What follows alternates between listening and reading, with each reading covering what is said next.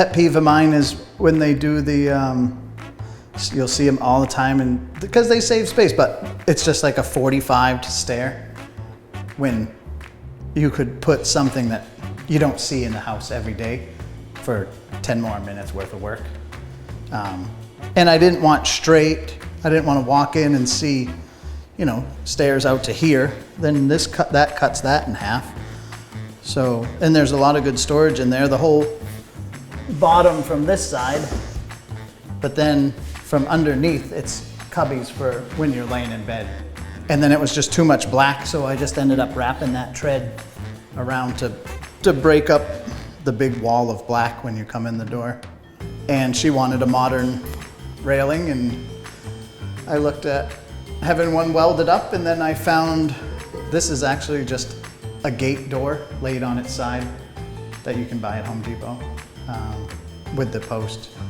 And I don't know, it worked out. I don't think I could have asked for it to work out any better than it did. And another thing she wanted was tons of windows. And the picture she had sent me on her Pinterest board, it was like this, but the windows went all the way to the floor, which it was gorgeous in the setup that they had. It was really nice. But those people were sitting on like pillows on the floor, and that's not what she'll have. She'll have a couch, and I said, well, think of the hundreds of dollars we'll save. Your couch is going right against that back wall. Let's step them up. And now the couch comes right under the windows all the way in the back. And I've done that on one other one, and the woman loved it because she could lay one way on the couch and watch the sunrise and just turn around on the couch and watch the sunset. So I was like, oh, that worked out really well. And then adding the huge skylights up there just adds so much room. But one thing that's hard to talk a client into is when you talk about splitting it in half, and they say, you know, I don't have room. Now, I'm not very tall, but you have over 6 feet at the edge and about 7 here, so it ends up being plenty of room for a couch, coffee table. Their TV will be here, so it just swivels in to watch TV.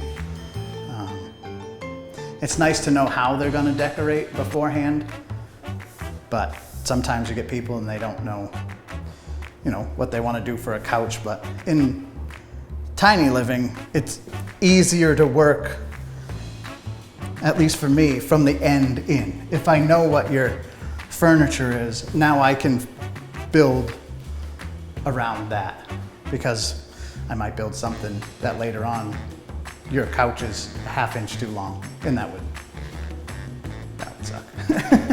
The first one of these we did a while ago, and the client said, well, who wants to sleep in that little cave?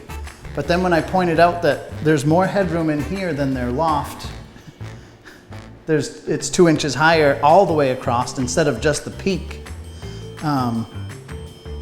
They fell in love with it. And I've had people that have stayed, and the first night they'll stay in the loft,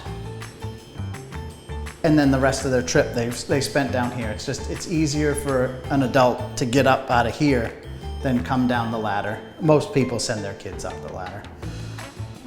But this will take 2 twin beds or a king. A queen would work the best going this way, because then you'd have room on the side, but it'll fit any bed they want to put in there.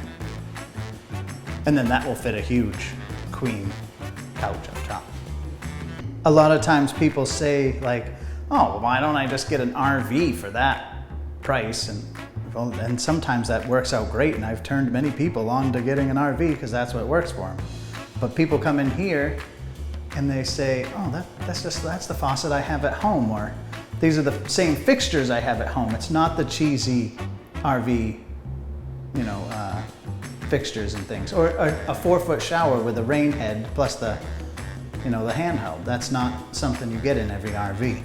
So some people just, it's more home-like for sure.